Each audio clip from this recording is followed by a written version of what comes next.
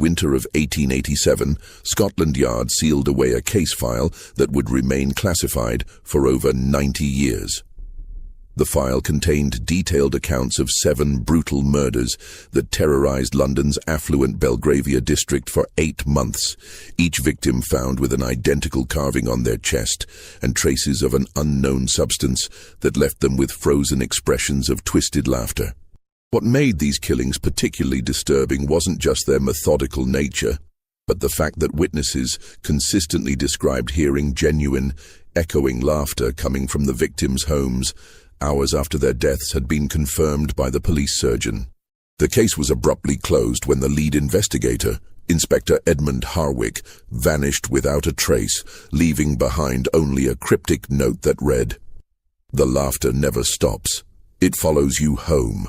Before we continue with the story of London's most chilling unsolved mystery, make sure to subscribe to our channel and let us know in the comments what country or city you're watching from. Stories like these remind us that darkness can lurk anywhere in history's shadows. What the authorities buried wasn't just evidence of a killer's twisted methodology, but proof of how far Victorian society's elite would go to protect their reputations, even when it meant allowing a murderer to walk free through the fog-shrouded streets of the empire's capital. London in 1887 was the beating heart of the largest empire the world had ever known. Queen Victoria's Golden Jubilee that year had celebrated 50 years of her reign, with elaborate parades down the Mall and festivities that lasted for weeks. The city had never seemed more prosperous or powerful, its influence stretching from the tea plantations of Ceylon to the diamond mines of South Africa. Gas lamps flickered along the cobblestone streets like earthbound stars, casting dancing shadows between the grand Georgian terraces and the newer Victorian mansions that housed Britain's industrial aristocracy. The very air of London carried the weight of empire, the sweet smoke of coal fires mixing with the salt breeze from the Thames, the distant clatter of hansom cabs over cobblestones, and the constant hum of a city that never truly slept. By day, the streets bustled with merchants, clerks, and servants hurrying about their business, their footsteps echoing off the limestone facades of buildings that seemed to stretch endlessly toward the grey English sky. By night, the city transformed into something altogether more mysterious, its gas-lit streets creating pools of yellow light separated by vast stretches of impenetrable shadow. Belgravia had emerged as the most fashionable district for London's newly wealthy families, a carefully planned neighbourhood of pristine white stucco townhouses and garden squares that spoke of refined taste and substantial fortune. Unlike the old aristocracy with their ancestral estates in the countryside, these were the railroad barons, textile magnates, and shipping tycoons who had built their fortunes during the Industrial Revolution. Their elaborate townhouses, with their pristine facades, wrought-iron balconies, and meticulously maintained front gardens, stood as monuments to Britain's global dominance and the new wealth it had created. The Harrington family controlled vast cotton mills stretching across Manchester and Lancashire, their factories employing thousands of workers whose labour had built the family fortune. Lord Charles Harrington, a man of imposing presence with steel-grey whiskers and eyes that missed nothing, had purchased his Belgrave Square mansion for the astronomical sum of £12,000, a price that reflected not just the property's grandeur, but the social status it conferred. Lady Margaret Harrington, 20 years his junior and possessed of the refined beauty that came from a lifetime of privilege, hosted elaborate dinner parties that brought together politicians, businessmen, and cultural figures from across the empire. While the Cavendish dynasty had made their millions importing tea and opium from the Far East, their clipper ships racing across the Indian Ocean loaded with precious cargo that filled London's warehouses and lined their family coffers. The youngest Cavendish brother, Geoffrey, had inherited not only substantial wealth, but also the family's appreciation for the finer things in life: art, literature, music, and most particularly, the theatre. His Chester Square residence was known throughout London's cultural circles for its intimate salons, where writers, actors, and intellectuals gathered to discuss the latest artistic movements sweeping across Europe. The Pemberton family fortune came from coal mines that honeycombed the hills of Wales and northern England. their black gold feeding the steam engines that powered Britain's industrial might. Lord William Pemberton, despite his rough beginnings as a miner's son, had transformed himself into one of London's most respected businessmen, though he never quite lost the trace of his working-class accent that marked him as nouveau riche among the established aristocracy. Inspector Edmund Harwick of Scotland Yard had been patrolling these privileged streets for 15 years, rising through the ranks from a common constable walking the dangerous beats of Whitechapel to one of the Metropolitan Police's most respected detectives. At 45, he possessed the methodical mind of a true Victorian gentleman, educated at a grammar school that had taught him to read Latin and Greek alongside his police training. His colleagues knew him as a man who could move comfortably among the upper classes when duty required, yet never forgot his own humble origins as the son of a Hampshire blacksmith. Harwick's appearance reflected his dual nature, tall and lean with prematurely grey hair that gave him an air of distinguished authority, yet his hands remained calloused from his youth spent working in his father's forge. His dark eyes held the steady gaze of a man who had seen humanity at its worst, yet maintained enough optimism to believe that justice could still prevail. He lived alone in modest lodgings on Montague Street near the British Museum, a bachelor who had devoted his life entirely to his work, finding companionship in the books that lined his small sitting room and the occasional evening spent at his local public house discussing cases with fellow officers. The autumn of 1887 had been particularly harsh, with early frost appearing in Hyde Park by the first week of October, and thick yellow fogs rolling off the Thames to settle over the city like a suffocating blanket. These weren't the romantic mists of poetry, but the choking pea-soupers that came from countless coal fires mixing with the natural fog off the river. The smoke-laden air could reduce visibility to mere yards, turning familiar streets into alien landscapes where even lifelong Londoners lost their way. On particularly foggy nights, the gas lamps seemed to float in space like disembodied spirits, their feeble light creating more shadows than illumination. The clip-clop of horses' hooves on cobblestones would emerge from the murk without warning, followed by the ghostly shape of a hansom cab, materializing and disappearing again into the gloom. It was said that Jack the Ripper himself would begin using these fogs to his advantage in the East End, though those murders lay nearly a year in the future. For now, in Belgravia, the wealthy felt safe behind their locked doors and uniformed servants, protected by their money and social position from the violence that plagued the poorer districts. That sense of security, built on privilege and social position, would prove to be fatally misplaced. For in the fog-shrouded streets of Victorian London, death could take any form, even that of laughter echoing through the darkness long after its source had been silenced forever. October 15th, 1887. The scream that shattered the pre-dawn quiet on Belgrave Square came from Lady Margaret Harrington, who had returned early from a charity gala at the Royal Opera House to find her front door standing ajar, letting the thick autumn fog swirl through her marble-floored entrance hall like ghostly fingers exploring a tomb. The fog that night had been particularly dense, one of those suffocating London pea-soupers that transformed the familiar into the alien. Gas lamps along the square created small pools of sickly yellow light, but beyond their feeble reach lay an impenetrable wall of grey-green mist that seemed to muffle sound and distort distance. Lady Margaret's hansom cab had been forced to proceed at walking pace, the driver calling out warnings to other traffic that might be hidden in the murk. She had left the opera early, pleading a headache to her companions, though in truth she had grown weary of the evening's entertainment, a tedious performance of Wagner that seemed to drone on interminably. The charity gala was one of those obligatory social functions that came with her position in society, an opportunity for London's wealthy to see and be seen while making token contributions to worthy causes. She had worn her finest emerald silk gown, the one that complemented her auburn hair and made her green eyes sparkle in the gaslight. But by the second act, she found herself longing for the comfort of her own drawing room and a cup of properly prepared tea. The journey home through the fog-shrouded streets had taken nearly twice as long as usual, the familiar landmarks of Belgravia rendered invisible by the thick mist. Street after street looked identical in the murk, and even her experienced driver had been forced to stop twice to get his bearings by reading street signs in the dim glow of the gas lamps. The fog seemed to press against the windows of the cab like a living thing, and Lady Margaret found herself grateful for the warmth of her ermine opera cloak and the familiar sound of the horses' hooves on cobblestones. When they finally reached Belgrave Square, Lady Margaret noticed immediately that something was wrong.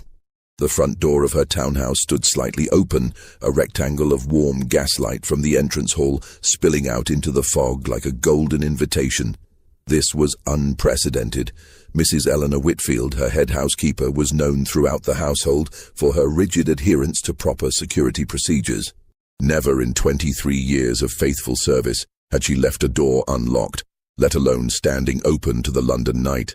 Lady Margaret's first thought was that perhaps Mrs. Whitfield had been taken ill and needed immediate medical attention. The housekeeper was approaching 60 and had been showing signs of the fatigue that came with age and a lifetime of hard work. Just the previous week, she had seemed unusually distracted, talking to herself more frequently than usual as she went about her duties. The other servants had mentioned hearing her engaged in what seemed like animated conversations in empty rooms, though when questioned, Mrs. Whitfield had simply smiled and claimed she was practicing elocution exercises. As Lady Margaret climbed the steps to her front door, her silk evening slippers clicking against the wet stone, she called out softly, "Mrs. Whitfield, Eleanor, are you quite well?" The fog seemed to swallow her voice, making even her own words sound strange and distant. The gas jets in the entrance hall flickered as the night air swirled through the open door, creating dancing shadows on the polished marble floor and the gilt-framed portraits that lined the walls. Mrs. Eleanor Whitfield, the Harrington family's head housekeeper of 23 years, lay sprawled across the Persian carpet in the main drawing room, her body positioned with an almost theatrical precision that would haunt Lady Margaret for the rest of her days. Her silver hair, usually pinned back in a severe bun that reflected her no-nonsense approach to household management, had been carefully arranged around her head like a halo, each strand placed with deliberate artistry. Her weathered hands, which had scrubbed countless floors and polished endless pieces of silver during her decades of service, were folded peacefully across her chest in the manner of a proper Christian burial. But it was her face that transformed the scene from tragedy into nightmare. Mrs. Whitfield's features were frozen in an expression of such genuine, rapturous laughter that it seemed like a mockery of death itself. Her mouth was open wide in what appeared to be a moment of absolute joy, her eyes crinkled with the kind of genuine mirth that usually accompanied the most delightful surprise. The effect was so lifelike that for a moment Lady Margaret actually expected to hear the sound of her housekeeper's distinctive laugh echoing through the drawing room. The room itself showed signs of a violent struggle that contrasted horribly with the victim's peaceful final expression. Furniture had been overturned. A valuable Chinese vase lay shattered near the fireplace, and books from the mahogany shelves were scattered across the floor like fallen leaves. The heavy velvet curtains had been torn down from one window, and Lady Margaret's collection of delicate porcelain figurines lay broken among the cushions of the horsehair sofa.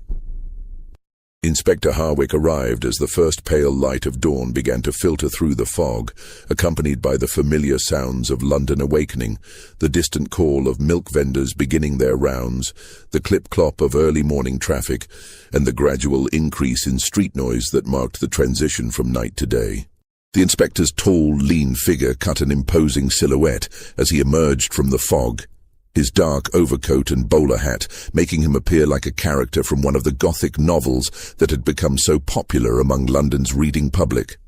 The scene was unlike anything Harwick had witnessed in his long career with Scotland Yard, and he had seen enough violence to fill several lifetimes. Mrs.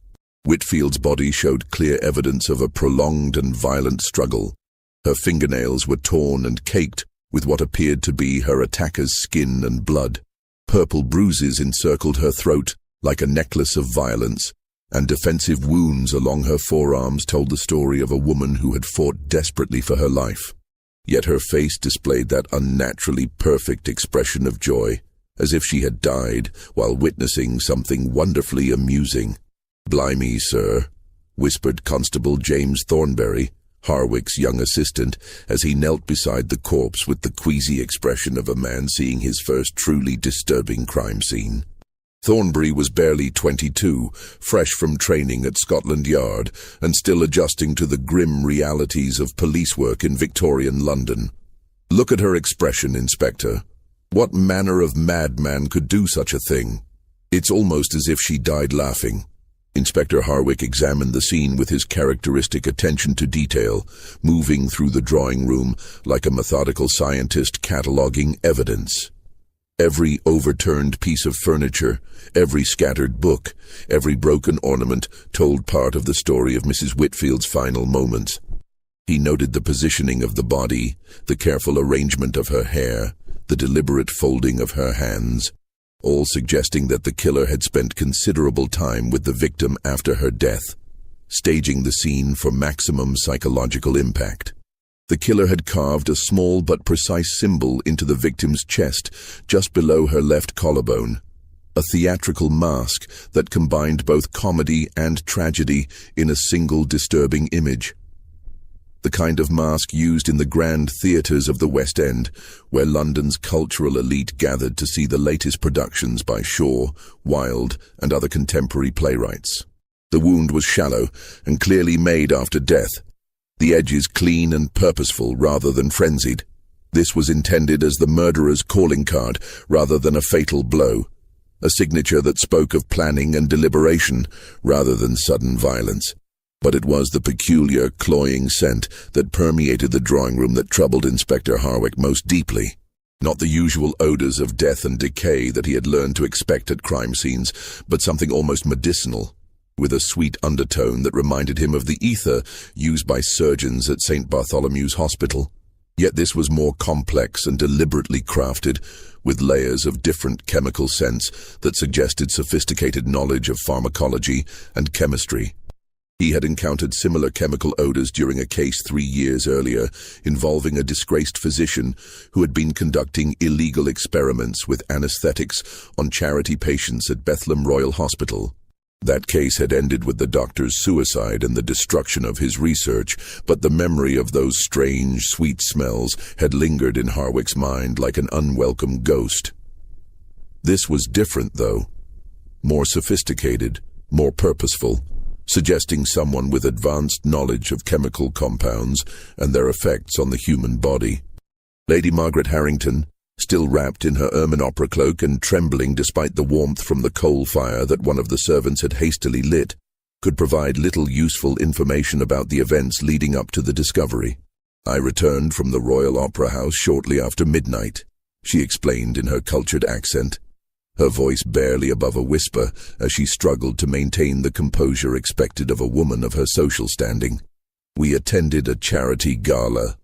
Rather a dreadful performance of Wagner's Ring Cycle, if I'm being honest. I pleaded a headache and left early around 11:30.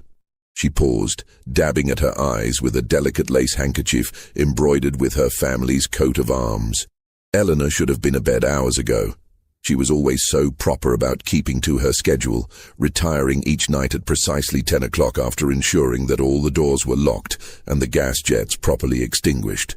She had been with our family since before my marriage to Lord Charles, and never once in all those years had she deviated from her established routines."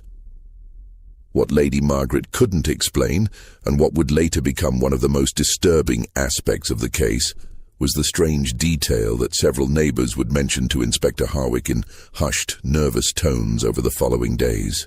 Mrs. Gertrude Pembroke, who lived in the townhouse directly across the square, reported that she had heard the unmistakable sound of a woman's laughter coming from the Harrington residence well past 2 in the morning, hours after the police surgeon had confirmed Mrs. Whitfield's time of death as occurring between 11:30 and midnight.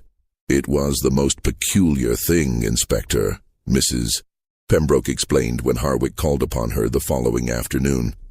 She was a matronly woman in her 60s, the widow of a successful barrister who had left her comfortably situated in one of Belgravia's finest addresses. "I was reading in my front sitting room. I suffer from insomnia, you understand, and often find myself unable to sleep until the early morning hours. The fog was so thick that I could barely see across the square, but sound carries strangely on such nights." She settled her ample form more comfortably in her velvet armchair, her fingers nervously working at the fringe of her cashmere shawl. "At first I thought perhaps Lady Margaret was entertaining late guests. Sometimes the upper classes keep rather unconventional hours, especially after attending the theatre. But this laughter was different, Inspector. It went on for nearly an hour, the same woman's voice laughing again and again with such joy that it almost made me smile to hear it. Yet there was something unsettling about it as well, something that made me close my curtains and try to put it from my mind. The first victim had been claimed by what the newspapers would soon christen the Laughing Man, though the killer's identity and motives remained as mysterious as the fog that shrouded the gaslit streets of Victorian London. Inspector Harwick found himself facing not just a murder investigation, but a puzzle that seemed to challenge the very foundations of rational thought and scientific understanding. Word of the brutal murder spread through Belgravia's social circles like wildfire, despite the Harrington family's desperate attempts to maintain discretion and protect their reputation from the taint of scandal. Within days, the drawing rooms and private clubs of London's elite buzzed with whispered conversations about the unfortunate incident at the Harrington residence, with each retelling adding new details and wild speculations that bore little resemblance to the actual facts of the case. The Times, ever mindful of its responsibility to London's respectable classes, ran only a brief, carefully worded notice about a domestic tragedy in Belgrave Square, providing just enough information to satisfy public curiosity while avoiding the sensational details that might disturb proper society. The article, buried on page 6 between advertisements for patent medicines and notices of upcoming charity events, simply stated that Mrs. Eleanor Whitfield, a long-time servant in the household of Lord and Lady Harrington, had been found deceased under circumstances that were being investigated by the Metropolitan Police. However, the more sensational penny papers seized upon the story, with characteristic Victorian appetite for scandal and Gothic horror. The Illustrated Police News, with its lurid woodcut illustrations and breathless prose, splashed the story across its front page under the headline, "Mysterious Death in Belgravia, Servant Found with Ghastly Smile." The accompanying illustration, though wildly inaccurate in its details, captured something of the disturbing nature of the crime and helped to cement the case in the public imagination. Inspector Harwick found himself walking a delicate political tightrope that required all of his diplomatic skills and understanding of Victorian social hierarchy. The Harrington family wielded considerable influence throughout London's corridors of power. Lord Charles Harrington not only sat in the House of Lords, but held substantial investments in railways across the empire and maintained close friendships with several members of Parliament. A single word from him could end a police career in disgrace, or conversely, launch an ambitious detective toward the upper echelons of Scotland Yard and a comfortable pension. Yet Harwick's sense of justice, honed by 15 years of police work in London's toughest neighbourhoods, demanded a thorough investigation regardless of social consequences. He had seen too many cases where wealth and privilege had bought silence and allowed criminals to escape justice. Mrs. Whitfield, despite her humble position as a servant, deserved the same careful attention to her murder as would be given to any member of the aristocracy. The inspector's initial inquiries into Mrs. Whitfield's background revealed a woman who had lived an exemplary life of service and devotion to her employers. Born Eleanor Caldwell in a small village in Yorkshire, she had come to London as a young woman of 18 to seek employment in one of the capital's grand houses. Through hard work, natural intelligence, and an innate understanding of the complex social dynamics that governed Victorian household management. She had risen from scullery maid to head housekeeper over the course of 2 decades. The other servants in the Harrington household spoke of Mrs. Whitfield with genuine affection and respect. Sarah Pembroke, the young scullery maid whose nervous demeanor reflected the trauma of discovering her superior's body, described a woman who had been both stern taskmaster and benevolent mentor. "She was always fair with us, was Mrs. Whitfield," Sarah explained, her voice barely above a whisper as she twisted her starched white apron between her trembling fingers. "Never raised her voice without cause, and always willing to teach you the proper way of doing things if you showed willing to learn." Thomas Hartwell, the Harrington family's butler and Mrs. Whitfield's closest colleague among the household staff, painted a picture of a woman who took enormous pride in her work and had dedicated her entire adult life to the smooth operation of the household. "She knew every detail of this house, Inspector," he said, his formal bearing softening slightly as he spoke of his departed colleague. "Every piece of silver, every bit of china, every family tradition and social obligation. Lady Margaret relied on her completely, as did Lord Charles. She was more than a servant. She was the heart of this household." Yet despite this glowing testimonial to her character and competence, the servants also revealed that Mrs. Whitfield had displayed some unusual behaviors in the weeks leading up to her death.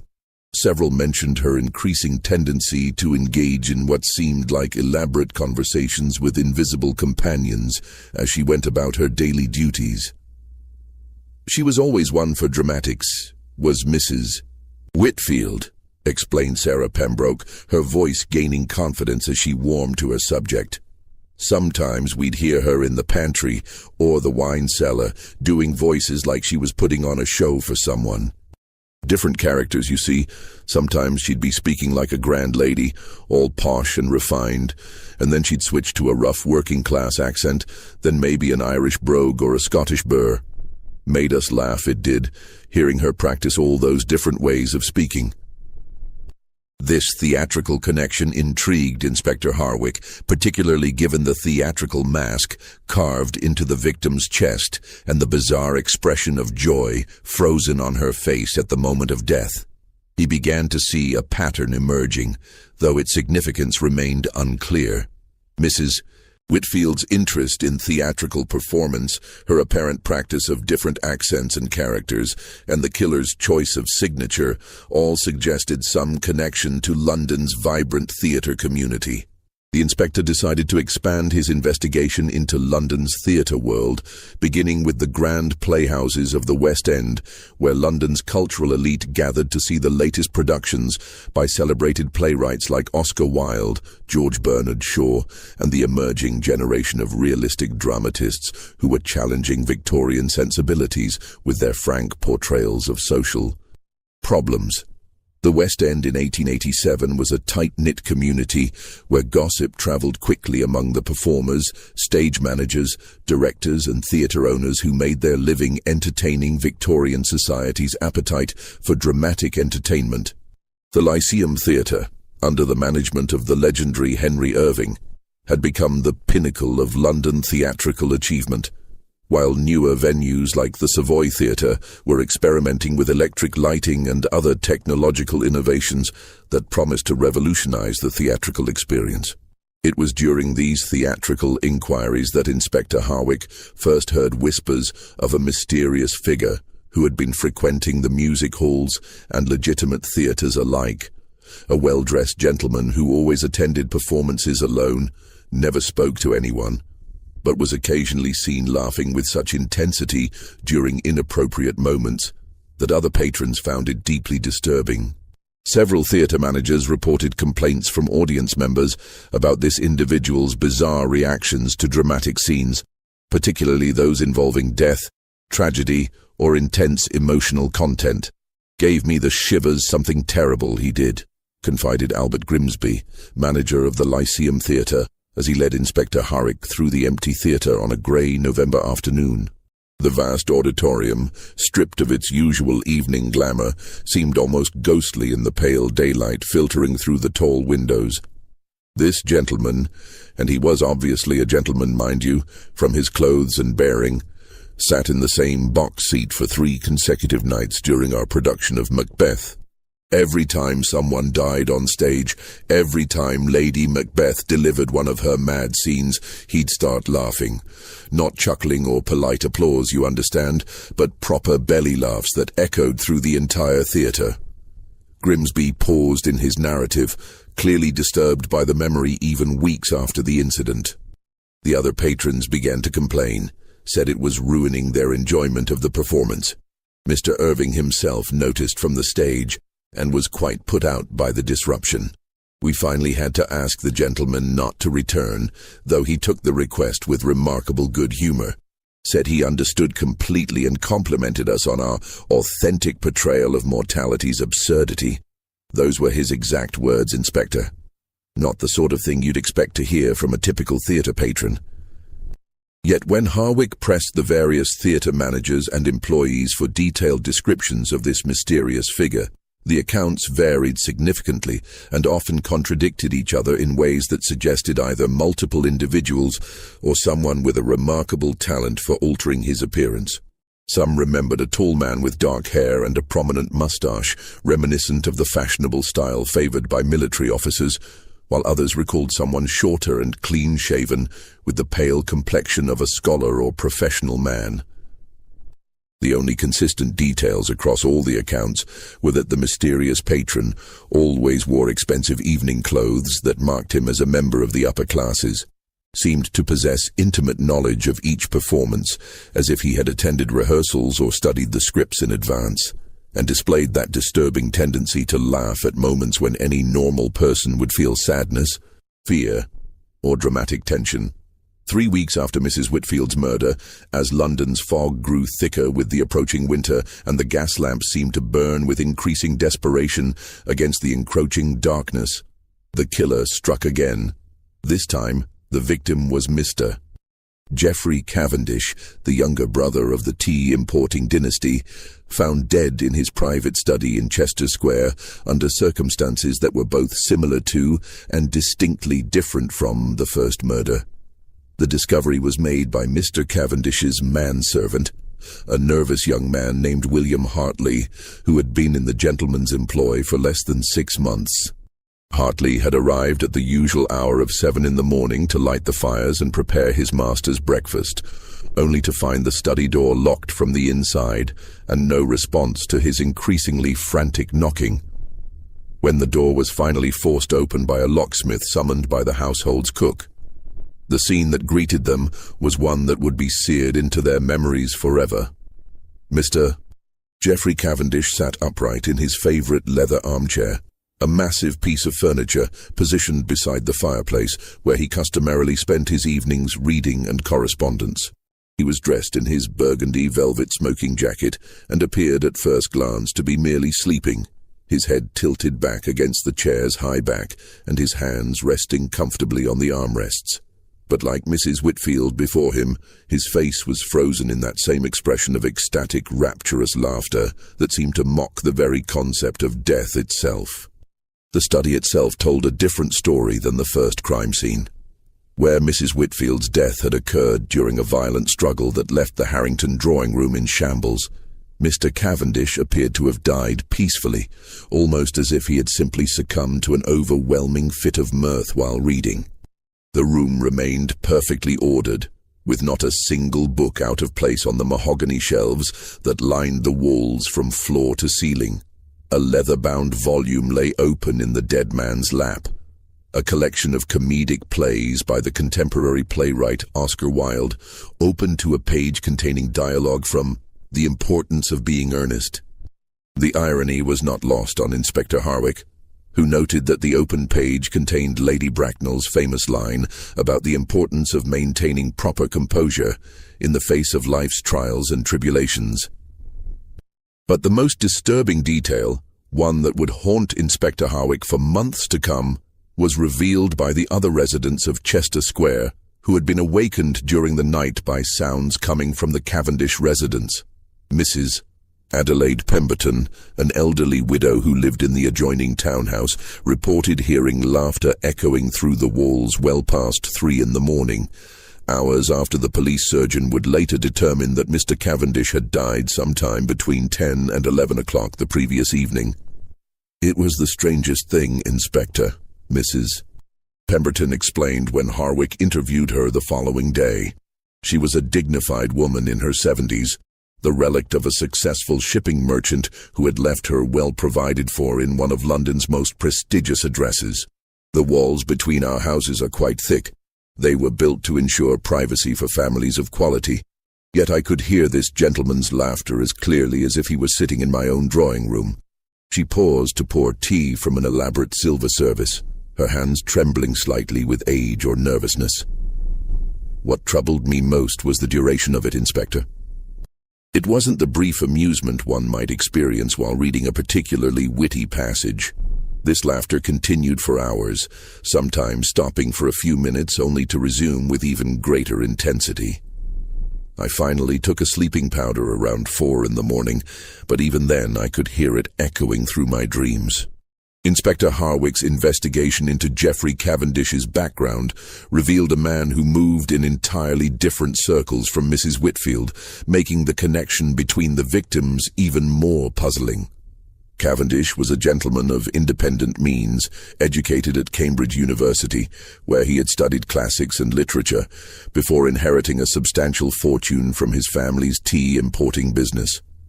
Unlike his older brother Marcus, who managed the family's commercial interests with ruthless efficiency, Geoffrey had chosen to pursue a life of intellectual and cultural interests. He was a regular patron of London's theatre scene, known throughout the West End as a generous supporter of new playwrights and innovative productions.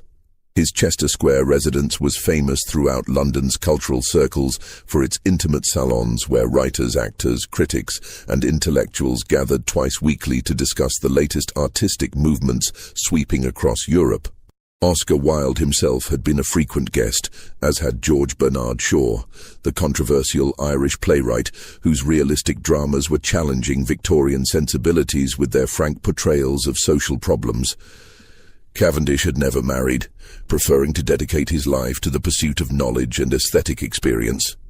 His private library contained over 3,000 volumes, covering subjects ranging from classical literature to the latest scientific treatises on human psychology and behavior.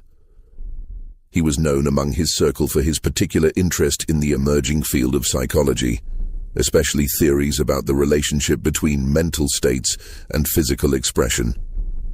The connection between Mrs. Whitfield and Mr. Cavendish remained elusive despite Inspector Harwick's increasingly desperate efforts to find common ground between the victims. She was a working-class woman who had spent her life in service to others, while he was an educated gentleman who moved among London's cultural elite. Their social worlds rarely intersected, yet both had been killed by the same methodical hand. Both left with that haunting expression of joy, and both had somehow continued laughing hours after their deaths. It was Constable Thornbury, still eager to prove himself despite his queasy reaction to violent crime scenes, who made the breakthrough discovery that would crack the case wide open. While conducting a thorough search of Cavendish's study under Inspector Harwick's supervision, the young constable noticed that the wooden panel behind the gentleman's massive desk seemed slightly loose. Further investigation revealed a secret compartment containing a collection of items that shed an entirely new light on the investigation. Hidden in this concealed space was a small leather diary, its pages filled with Geoffrey Cavendish's precise handwriting, documenting his growing obsession with what he called the authentic expression of human emotion. The diary entries, spanning the previous 6 months, revealed a man who had become increasingly fascinated with the idea that most human expressions of feeling were mere social performances designed to meet the expectations of Victorian society rather than genuine manifestations of inner experience. June 3, 1887, read one particularly revealing entry. Attended the Pembertons' dinner party this evening. Observed Mrs. Harrington's housekeeper, a woman of remarkable theatrical sensibility. While serving the soup course, she displayed what appeared to be genuine amusement at Lady Pemberton's story about her difficulties with her new cook. Unlike the polite, restrained laughter of the dinner guests, this woman's response seemed completely authentic and unfiltered by social convention. Would be most interested to study her reactions under more controlled circumstances. Another entry, dated just 2 weeks before Cavendish's death, was even more disturbing. Have made contact with Dr. H regarding the experiments we discussed. He has agreed to collaborate on our investigation into the chemical induction of authentic emotional states. The preliminary compounds show remarkable promise for overriding the social conditioning that suppresses genuine human response. If successful, we shall finally witness pure, unrestrained emotion in its most natural form. But it was the final entry, written just 2 days before his death, that sent a chill through Inspector Hartwell's spine as he read it by the flickering gaslight in Cavendish's study. The work begins tomorrow night. Dr. H has perfected the compound that will allow us to witness genuine human emotion, stripped of all social pretense.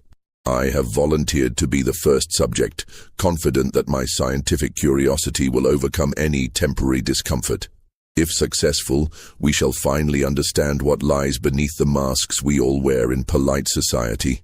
The diary revealed that Geoffrey Cavendish had not been a victim at all, but a willing participant in some horrific experiment that had gone catastrophically wrong. But who was this mysterious Dr. H mentioned throughout the entries? And what was the nature of these chemical compounds that could apparently induce such extreme emotional states while simultaneously causing death?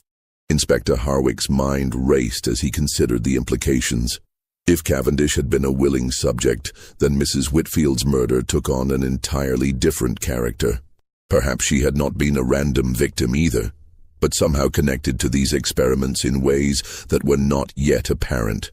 The theatrical elements, the carved masks, the frozen expressions of laughter, the continued sounds of mirth hours after death, all suggested a killer with deep knowledge of both chemistry and human psychology.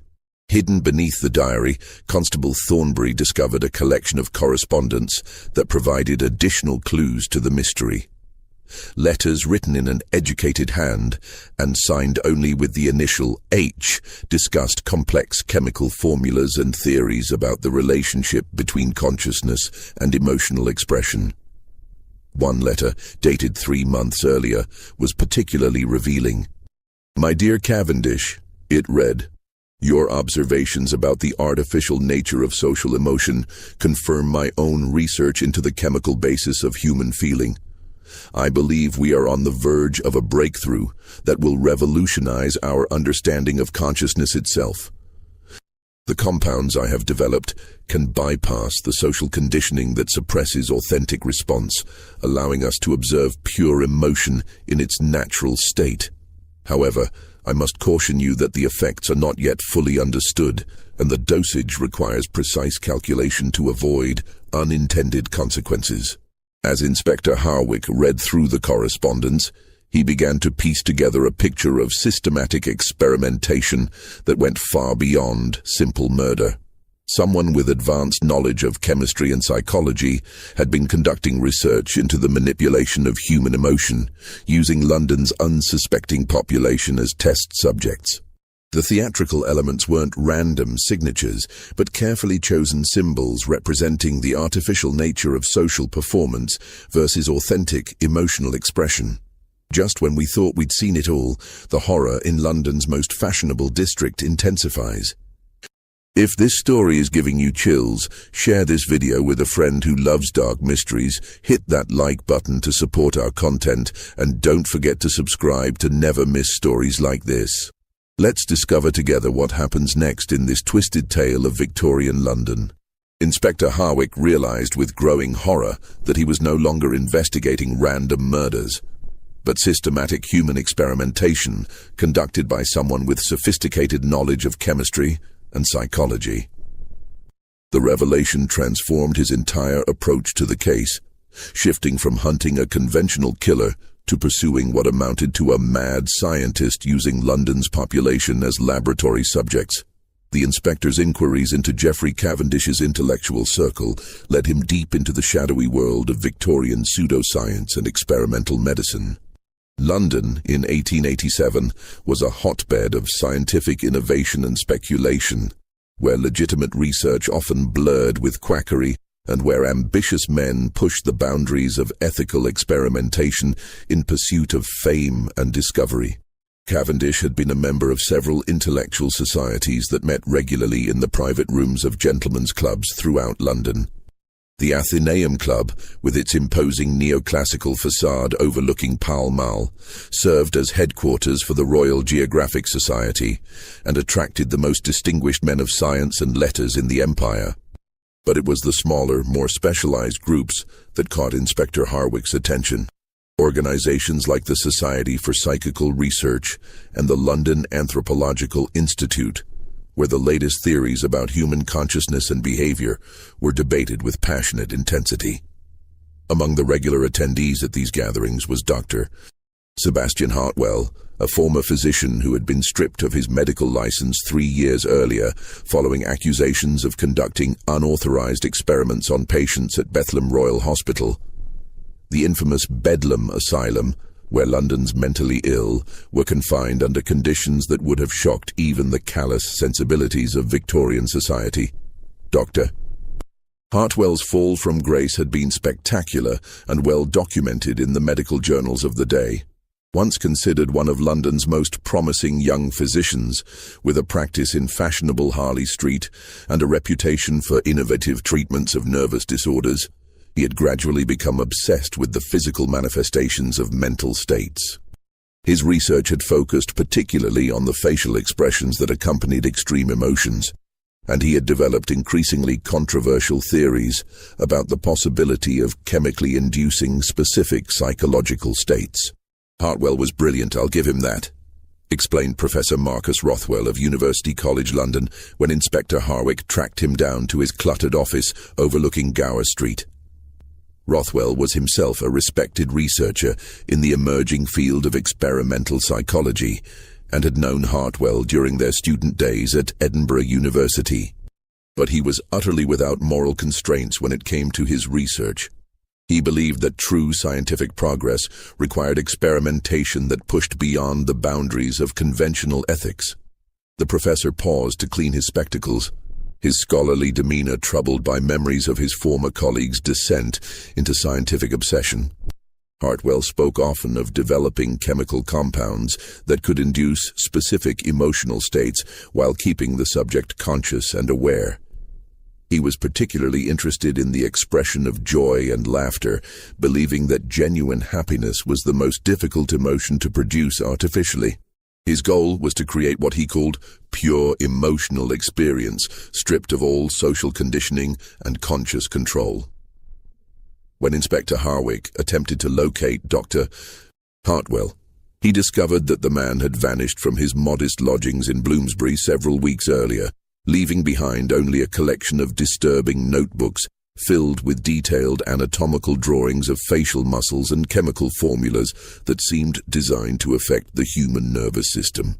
The landlady, Mrs. Agnes Butterworth, reported that her tenant had been conducting strange experiments in his rooms, often working late into the night with chemical apparatus that filled the boarding house with unusual odors.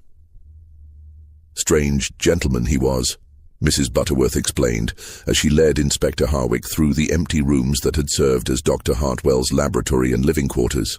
Always polite and paid his rent promptly, but there were such peculiar smells coming from his rooms at all hours. Sweet chemical odors that made your eyes water, and sometimes sounds like someone practicing speeches or theatrical performances. The rooms themselves provided disturbing evidence of the scope of Dr. Hartwell's research. Hidden behind a false wall, Inspector Hartwell discovered a complete chemical laboratory equipped with glass retorts, heating apparatus, and an extensive collection of bottles containing various powders and liquids. Most troubling were the detailed notes describing experiments with different chemical combinations and their effects on human subjects, though the identity of these subjects remained unclear. One notebook contained precise measurements and observations that chilled Inspector Hartwell to the bone. Subject displays involuntary laughter, beginning approximately 15 minutes after administration. Expression becomes increasingly intense over next 30 minutes, reaching peak euphoria at 45-minute mark. Subject remains conscious throughout process but appears unable to control facial muscles or vocalization. Effect persists for approximately 6 hours after cessation of vital functions, suggesting compound affects nervous system on fundamental level.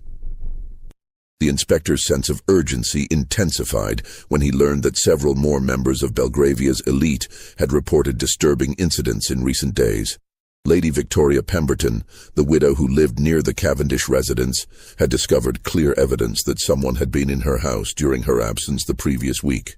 Though nothing had been stolen, several items had been moved and rearranged in ways that suggested systematic searching.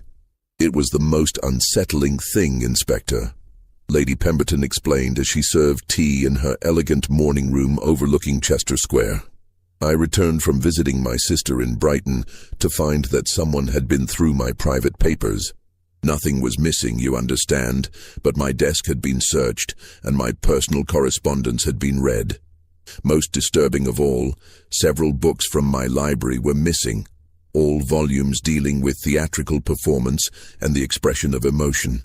Lord Hamilton Fairfax, whose mansion on Eaton Square housed one of London's finest private libraries, reported a similar incident. His study had been entered and ransacked, though the intruder had shown remarkable selectivity in what they chose to examine. The fellow seemed to know exactly what he was looking for, Lord Fairfax explained to Inspector Hartwell. He ignored the valuable first editions and rare manuscripts that would have been worth a fortune to any common thief. Instead, he took only books dealing with psychology, anatomy, and theatrical performance, most peculiar behavior for a burglar. But it was Mrs. Charlotte Bramwell's experience that provided the most chilling evidence of the killer's methodical approach. The widow of a successful solicitor, Mrs. Bramwell lived alone except for her household staff in a grand townhouse on Belgrave Square, directly across from the Harrington residence where the first murder had occurred. For the past 2 weeks, she had noticed a well-dressed gentleman watching her house from the shadows across the street, always disappearing when she attempted to get a better look at him. He seemed to be studying the house, Inspector, she explained, her voice trembling with suppressed fear. Not like a common burglar looking for an opportunity, but more like someone making careful observations for a specific purpose. I began to feel like a specimen being examined under a microscope. Mrs. Bramwell's description of her mysterious observer matched some of the accounts given by theater managers about the strange patron who laughed inappropriately during dramatic performances. A tall, well-dressed gentleman with the bearing of an educated man, but something unsettling in his manner that made people uncomfortable without being able to identify exactly what disturbed them. Inspector Hartwell realized that all of these individuals, Lady Pemberton, Lord Fairfax, and Mrs. Bramwell, shared a crucial connection that chilled him to the bone. They had each attended the same series of lectures on the science of human expression given by Dr. Sebastian Hartwell at the Royal Institution earlier that year, before his research had been exposed and his medical license revoked.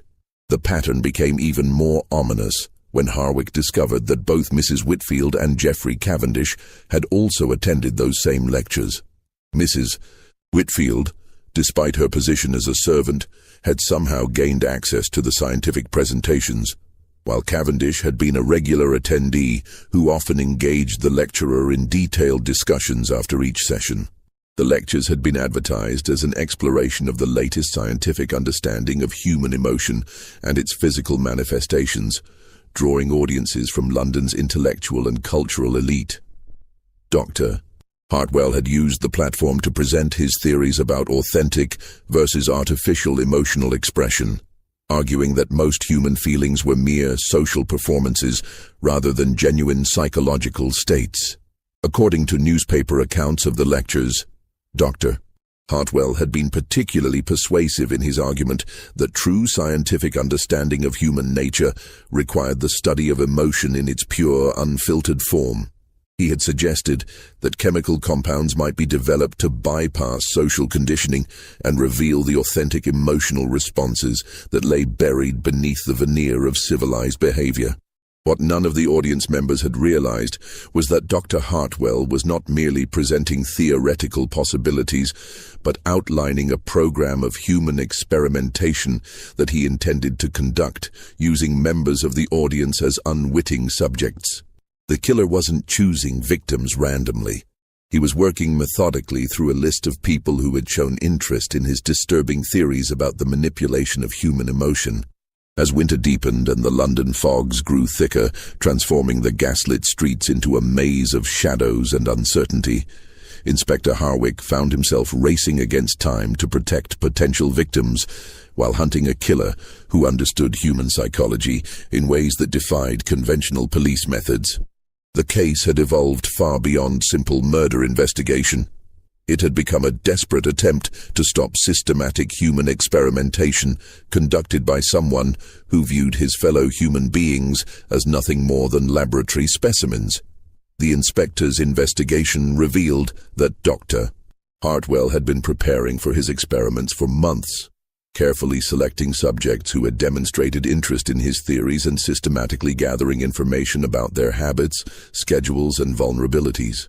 The theatrical elements, the carved masks, the frozen expressions of laughter, the posthumous sounds of mirth, weren't random signatures, but carefully crafted symbols designed to demonstrate his theories about the artificial nature of social emotion. Each murder was not just an act of violence, but a scientific demonstration intended to prove Dr. Hartwell's theories about authentic emotional expression. The victims weren't dying from conventional violence, but from chemical compounds that induced overwhelming euphoria, while simultaneously causing fatal physiological reactions. The continued laughter heard hours after death wasn't supernatural phenomenon, but evidence of drugs that affected the nervous system so profoundly that they continued to influence the body even after brain death had occurred.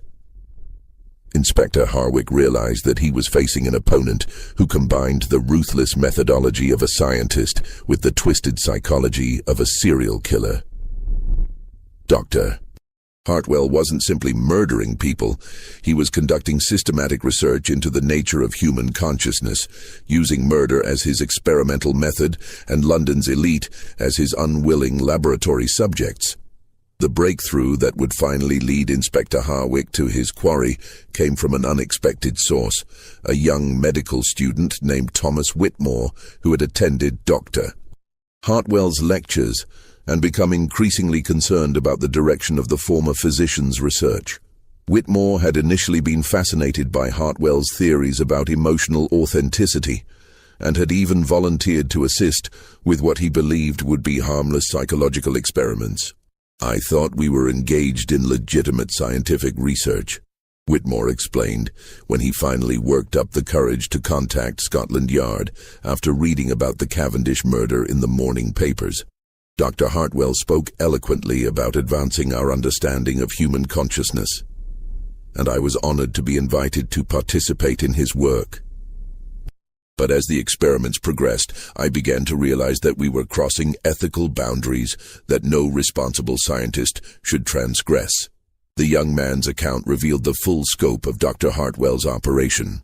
Working from a hidden laboratory in the basement of an abandoned warehouse near the London docks, the former physician had been developing increasingly sophisticated chemical compounds designed to manipulate human emotion and consciousness.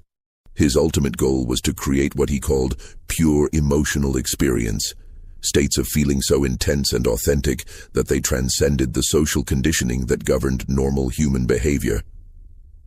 He had developed several different formulas, Whitmore continued, his voice shaking as he recalled the horror of what he had witnessed. Some induced overwhelming terror, others created states of profound melancholy. But his greatest achievement was the compound that produced uncontrollable euphoria. He called it his essence of joy. and claimed it could reveal the true nature of human happiness by stripping away all artificial constraints. Whitmore's description of the laboratory matched the chemical apparatus that Inspector Harwick had discovered in Dr. Hartwell's abandoned lodgings, but on a much larger scale. The basement facility contained enough equipment to produce chemical compounds in significant quantities, along with detailed records of experiments conducted on dozens of subjects over the course of several months. Most of the early subjects were volunteers from the medical schools and the workhouses, Whitmore explained. Dr. Hartwell convinced them they were participating in legitimate research that would advance scientific knowledge and potentially benefit humanity. Many of them were desperate for the small payments he offered, and they trusted his credentials as a physician. None of them understood the true nature of what they were volunteering for. But as Dr. Hartwell's experiments became more extreme and dangerous, he had been forced to seek unwilling subjects among London's more affluent population. The attendees of his lectures at the Royal Institution represented the perfect combination of intellectual curiosity and social vulnerability. Educated individuals who would appreciate the scientific significance of his work while possessing the social standing that would ensure their deaths received proper attention from the authorities. He spoke often of the need to demonstrate his theories to the broader scientific community, Whitmore recalled. He believed that by conducting his experiments on prominent members of society, he could force the medical establishment to acknowledge the importance of his research. Each death was intended as both a scientific demonstration and a challenge to conventional thinking about human consciousness. The revelation that Dr. Hartwell was using murder as a form of scientific publication horrified Inspector Harwick, but it also provided crucial information about where the killer might be found. Whitmore had provided detailed directions to the warehouse laboratory, along with information about Dr. Hartwell's habits and schedule. On a fog-shrouded evening in late December, when the thick yellow mist off the Thames had reduced visibility to mere yards, and the distant sound of ships' horns echoed mournfully across the water, Inspector Harwick received the message he had been both anticipating and dreading. A street urchin delivered an elegant envelope to his lodgings containing an invitation written in Dr. Hartwell's distinctive educated hand. "My dear Inspector Harwick," the note read, "your investigation has been most thorough and professional, though I fear you have fundamentally misunderstood the nature of my work. I am not a common criminal but a scientist pursuing knowledge that will revolutionize our understanding of human consciousness. If you wish to witness the culmination of my research and understand the true significance of what I have accomplished, I invite you to join me at the Adelphi Theatre at midnight tonight. Come alone and prepare to observe the most authentic expression of human emotion ever recorded by science. Your investigation ends tonight, as does your limited understanding of what it means to be truly human." Inspector Harwick knew without question that it was a trap designed to make him the final subject in Dr. Hartwell's horrific experiments. But 3 months of fruitless investigation had left him with few alternatives, and his sense of duty demanded that he face whatever dangers lay ahead in order to prevent further murders. He made careful arrangements for backup officers to follow at a distance, armed himself with both his service revolver and a small bottle of smelling salts that might counteract chemical incapacitation, and set out through the fog-shrouded streets toward what he suspected would be his final confrontation with the Laughing Man.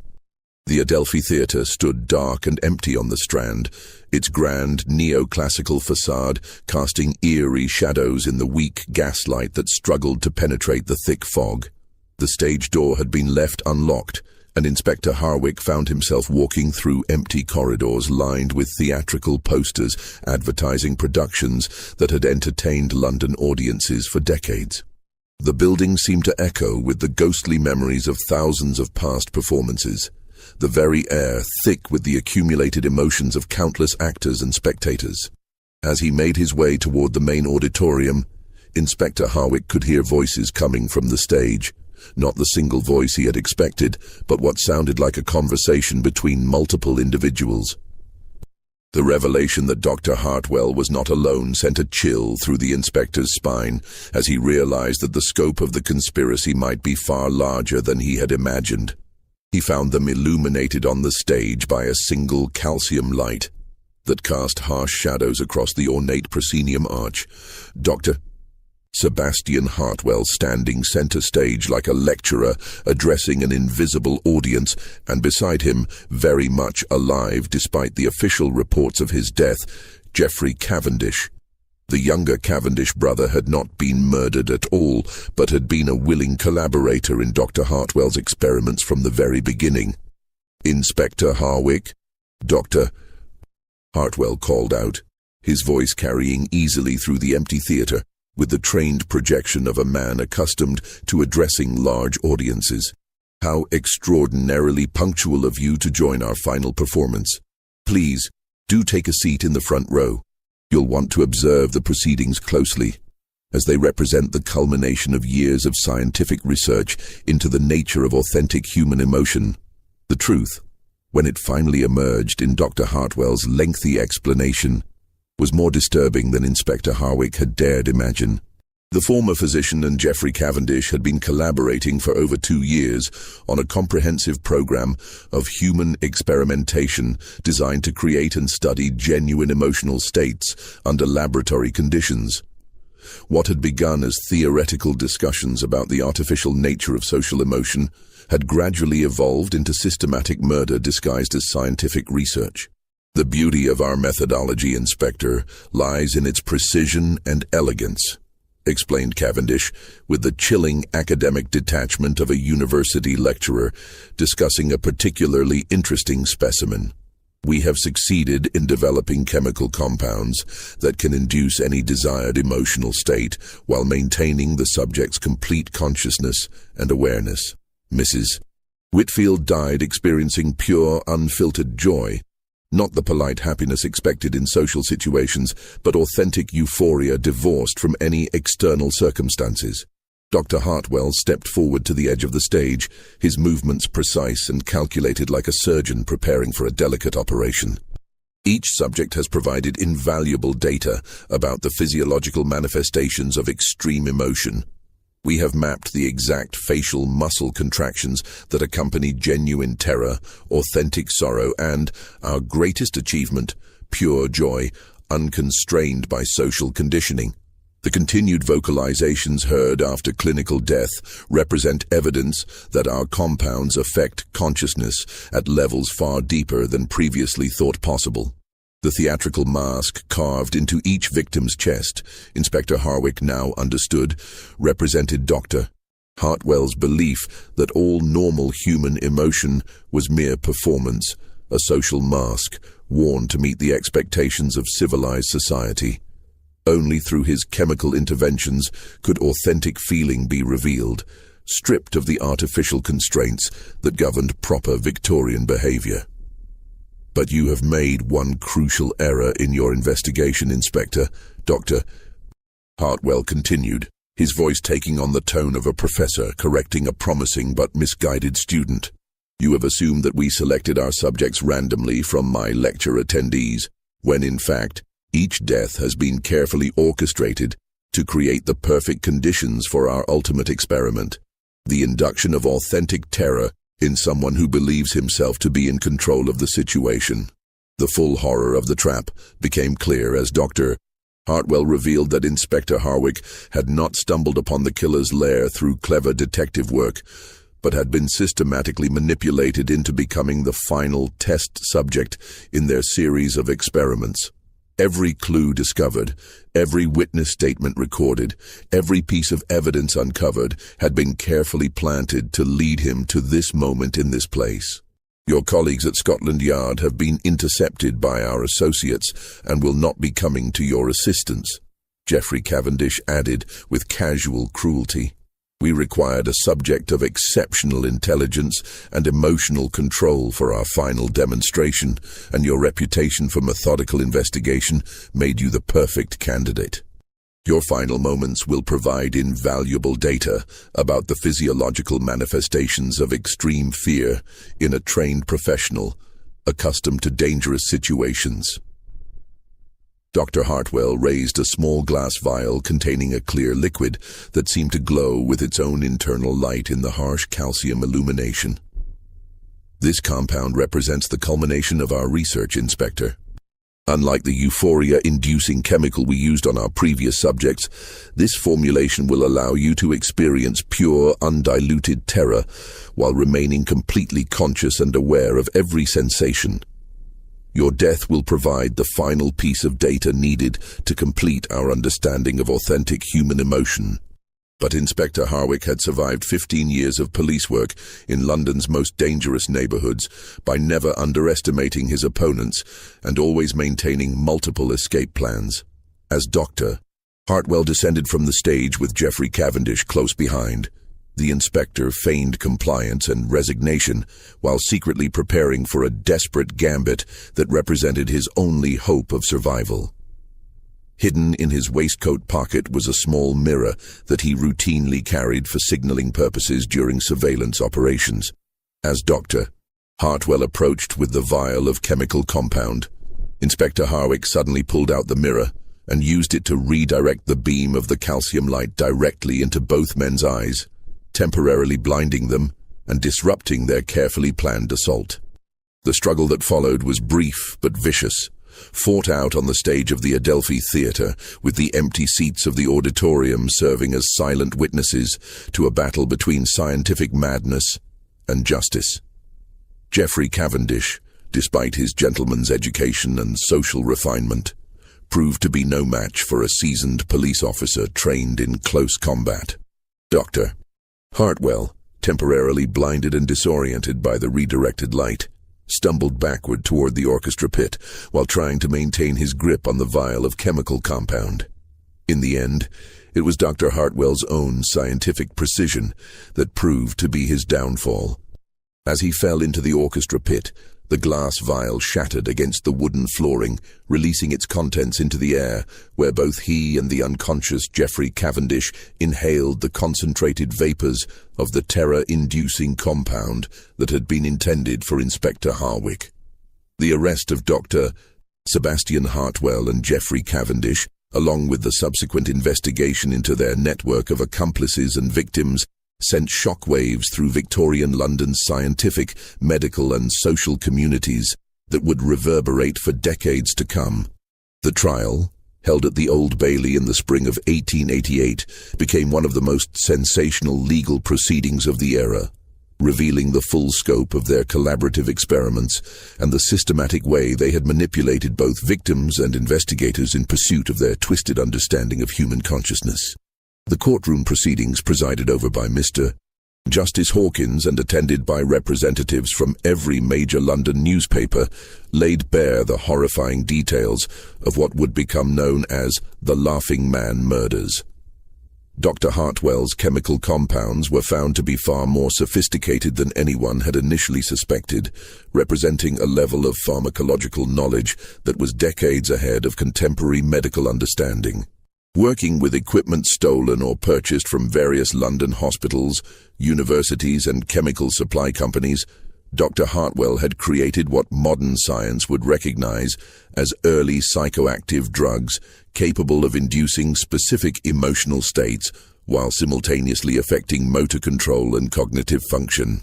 His laboratory notes, presented as evidence during the trial, revealed systematic experimentation on human subjects that violated every principle of medical ethics and human decency.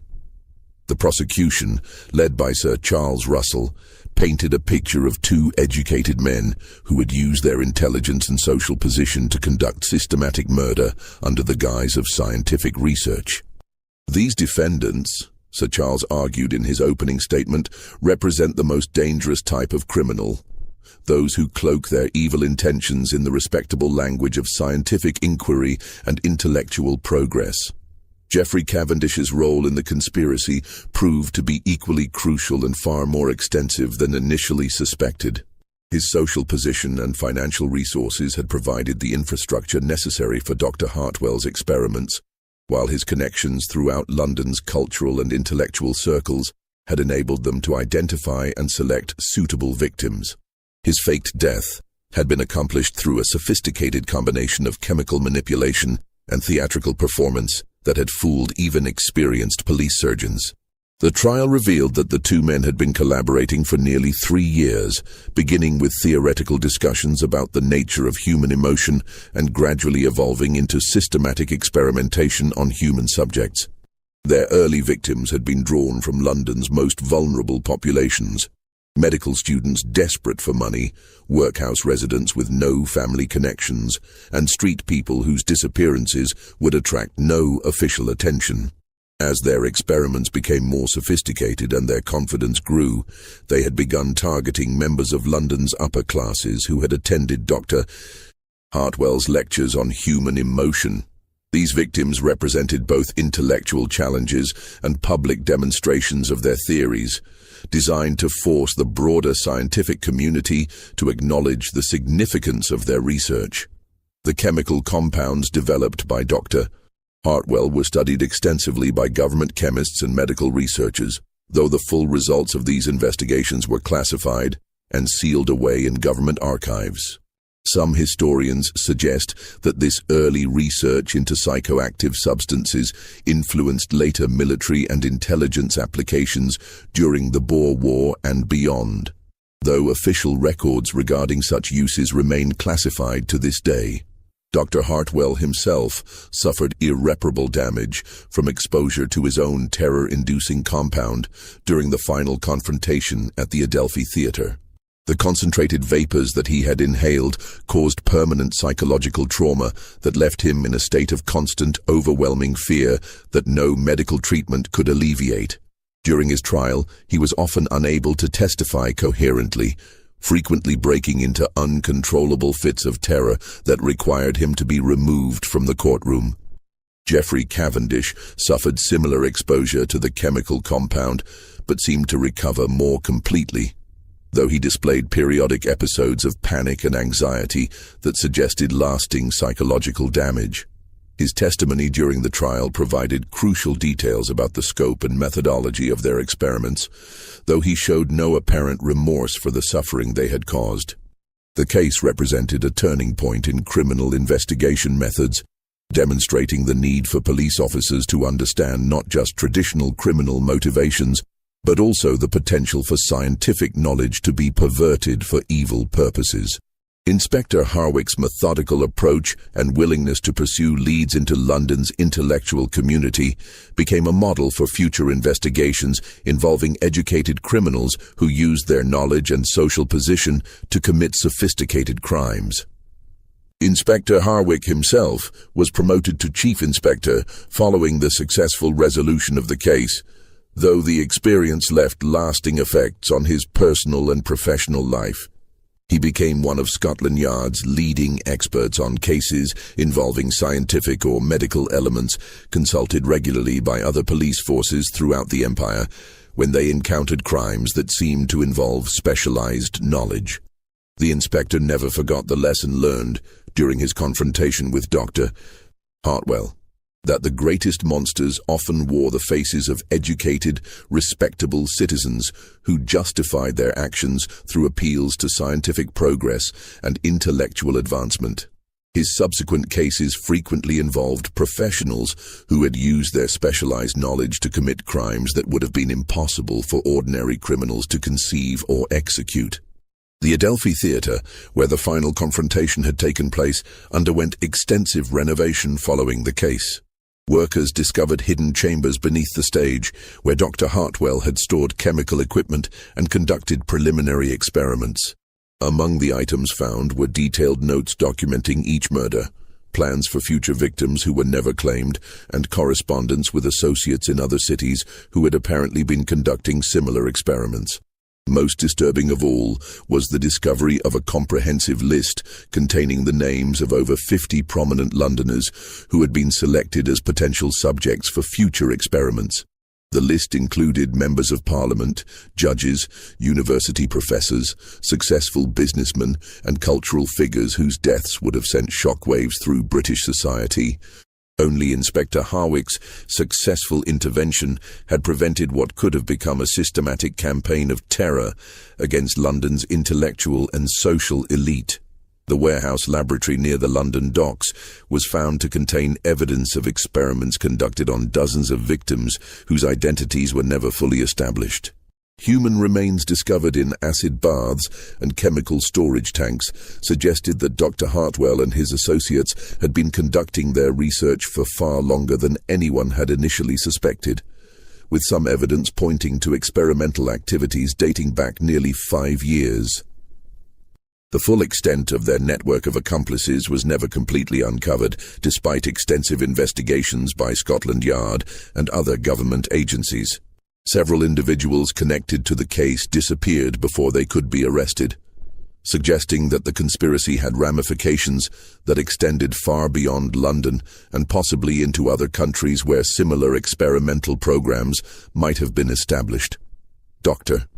Sebastian Hartwell was sentenced to death by hanging, though the sentence was later commuted to life imprisonment in Broadmoor Criminal Lunatic Asylum due to his obvious mental incapacity resulting from exposure to his own chemical compounds. He died in custody less than 2 years later, under circumstances that were never fully explained, though prison medical records suggest that his constant state of terror eventually caused complete cardiovascular failure. Geoffrey Cavendish received a life sentence of hard labor at Pentonville Prison, where he was assigned to work in the prison workshop, making mail bags and performing other manual labor that represented a dramatic change from his previous life of wealth and privilege. Prison records indicate that he adapted poorly to incarceration, suffering from recurring nightmares and panic attacks that frequently required medical intervention. He died in his cell in 1890, apparently from natural causes, though some fellow prisoners reported that he had been heard laughing uncontrollably for hours before his death, an eerie echo of the symptoms experienced by his former victims. The chemical formulas developed by Dr. Hartwell were never fully reconstructed, despite intensive efforts by government chemists and medical researchers. Most of his laboratory notes were deliberately destroyed during the investigation to prevent the information from falling into the wrong hands, though copies were reportedly retained by various government agencies for potential future research purposes. The case of the Laughing Man murders became a cautionary tale about the dangers of unregulated scientific experimentation and the potential for educated individuals to justify horrific crimes through appeals to intellectual progress. It influenced the development of new regulations governing medical research and contributed to the establishment of ethical guidelines that would eventually evolve into modern standards for human experimentation. Inspector Harwick's investigation methods were studied and emulated by police forces throughout the British Empire and beyond, contributing to the development of modern criminal investigation techniques that emphasize the importance of understanding the psychology and methodology of educated criminals. His detailed case notes became required reading at police training academies and influenced a generation of detectives who faced increasingly sophisticated criminal enterprises. The social impact of the case extended far beyond the immediate circle of victims and their families. London's intellectual community was forced to confront the uncomfortable reality that scientific progress was not inherently virtuous and that education and social position provided no guarantee of moral behavior. The case contributed to growing skepticism about unregulated scientific research and helped fuel public support for increased oversight of medical and psychological experimentation. This mystery shows us how the Victorian era's unbridled faith in scientific progress could create an environment where educated individuals felt justified in treating human lives as mere subjects for experimentation. The pursuit of knowledge, divorced from moral consideration and ethical constraints, led to crimes that were far more horrifying than any committed by ordinary criminals motivated by greed or passion. The case reminds us that the most dangerous individuals are often those who possess the intelligence and education to rationalize their evil actions through appeals to higher purposes. Dr. Hartwell and Geoffrey Cavendish genuinely believed that their research would advance human understanding and benefit society, even as they systematically murdered innocent people in pursuit of their twisted vision of scientific progress. What do you think of this story? Do you believe that all the victims were discovered, or might there have been others whose deaths were never connected to Dr. Hartwell's experiments? The systematic nature of their research and the evidence of a broader network of accomplices suggests that the true scope of their crimes may never be fully known. Leave your comment below with your thoughts about this dark chapter in Victorian London's history. If you enjoyed this chilling tale from the gaslit streets of 1887 London and want more horror stories like this, subscribe to our channel, hit the notification bell, and share with someone who loves historical mysteries. The fog-shrouded world of Victorian London holds many more secrets waiting to be uncovered, and we'll continue exploring the darkest corners of history where science and madness intersected in ways that still haunt us today. See you in the next video.